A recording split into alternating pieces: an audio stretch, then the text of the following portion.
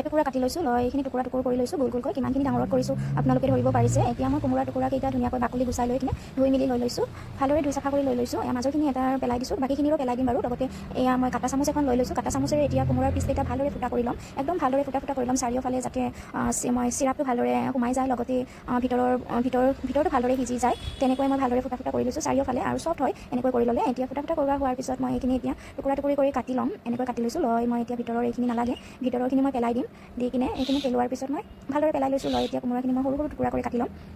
টুকুৰাখিনি নিজৰ ইচ্ছামতে কাটিব পাৰে, কিমানখিনি ডাঙৰ কৰিব পাৰে। মই সৰু সৰু কৰি কাটি লৈছোঁ, ইয়াতকৈ ডাঙৰ কৰিলেও কৰিব পাৰে, কোনো কথা নাই। এনেকৈ টুকুৰা কৰি কিনেও কাটা চামুচেৰে ফুটা কৰিব পাৰি, কিন্তু এনেকৈ কৰিলে অলপ কষ্ট হয় আৰু পিছলি যায়, কৰিব সুবিধা নাপায়। সেইটো কাৰণে মানে ডাঙৰ কৰি থাকোঁতে মই কৰি লৈছোঁ। আৰু এনেকৈ দেখিছে টুকুৰাকেইটা কৰিও মাজৰ অংশখিনি পেলাই দিব পাৰি। দেখিছে ফুটা কৰাৰ পিছত কিমান চফ্ট হৈ গৈছে। কোমোৰাৰ ভিতৰত যিখিনি পানী আছিলে সেইখিনি এনেকৈ মানে দিলেই ওলাই যায়। এয়া দেখিছে মই গোটেইখিনি কাটি লোৱা হৈ গ'ল, ভালদৰে কাটি ল'লোঁ এনেকৈ। লৈ কিনে ধুই মেলি পেলোৱা আছিলে। এতিয়া এটা বাচনত মই পানী লৈ লৈছোঁ, এইখিনি পানীত মই অকণমান, এয়া হৈছে চূণ, এইখিনি চূণ দিম মই, পানীখিনিত মিহলাই দিম। চূণৰ পৰিমাণটো হয়তো ধৰিব পাৰিছিলে, চামুচেৰে আধা চামুচতকৈ কমেই হ'ব, ইমানখিনিয়ে চূণ লৈ লৈছোঁ। লৈ এনেকৈ পানীখিনিত মিহলাই লৈ এতিয়া মই কোমোৰাখিনি ইয়াত চূণৰ পানীখিনি দি দিম, কাৰণ এনেকৈ চূণৰ পানীত কোমোৰাখিনি দিলে আমাৰ কোমোৰা যিটো এটা টেঙা ভাৱ থাকে চব্জি বনালে, এয়া টেঙা ভাৱখিনি নাইকিয়া হ'ব লাগিব।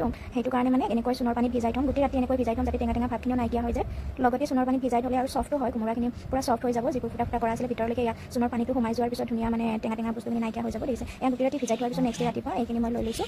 এইখিনি ভালদৰে এতিয়া মই ধুই ল'ম, চূণৰ পানীৰ পৰা ওলাই চাফা পানীৰে 4-5 বাৰমান পৰা ভালদৰে ধুই দিছে, চাফা পানী ওলোৱালৈকে ধুই লৈছোঁ, যাতে চূণৰ গোন্ধ অলপো নাথাকে, চূণৰ একোৱেই নাথাকে। আৰু এতিয়া কেৰাহী এটাত মই পানী গৰম হ'ব দি ধুই লোৱা কোমোৰাৰ টুকুৰাকেইটা দি লৈছোঁ। দি এইখিনি মই 30 পৰা 40 মিনিটলৈকে বইল কৰি ল'ম। মই মিডিয়াম ফ্লেম কৰিয়ে বইল কৰিছোঁ, যাতে ভালদৰে সিজি যায়, চফ্ট হৈ যায়। এয়া ট্ৰান্সপাৰেণ্টো হৈ গৈছে, আমাৰ কোমোৰাখিনি সিজি গৈছে। এতিয়া এটা বাতিৰে মই 2 বাতি চেনি লৈছোঁ, লগত 1 বাতি পানী দিছোঁ। জোখটো মই এনেকুৱাকৈ কৰিছোঁ, চেনিৰ জোখটো। এতিয়া চেনিখিনি গলি যোৱাৰ পিছত কোমোৰা বইল কৰি থোৱা কোমোৰাখিনি চেনিৰ পানীত দি দিছোঁ। এতিয়া পানীটো এতিয়া মই মিডিয়াম জুইতে গেছটো ৰাখি কিনে এইখিনি ভালদৰে বনাই ল'ম। আৰু লগত মই 2টা ইলাচি দি লৈছোঁ, যাতে গোন্ধটো ভাল আহে মিঠাইটো। এইটো মিঠাইটোৰ বিষয়টো আপোনালোকে হয়তো বহুতে জানে আৰু বহুতে নাজানিব পাৰে। যিসকলে নাজানে তেখেতসকলে এনেকৈ বনাব পাৰিব। এইটো মুৱাব্জা বুলি কয়, আৰু পেঠা বুলিও কয়, বহুতে পেঠা বুলিও জানে। দেখিছেনে চেনিৰ পানীখিনি গোটেই শুহি যোৱাৰ পিছত আমাৰ মুৱাব্জা ৰেডি হৈ গৈছে।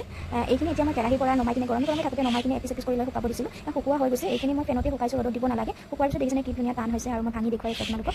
ভাঙি দেখুৱাইছোঁ, বাহিৰটো টান হৈছে, ভিতৰটো জুচি একদম ধুনীয়া হৈছে, খাবৰ কাৰণে বহুত ভাল লাগিছিলে। যদি এনেকৈ আপোনালোকে আৰু মুৱাব্জা বনাই পোৱা নাই তেতিয়াহ'লে ট্ৰাই কৰিব। আৰু ভিডিঅ'টো চাই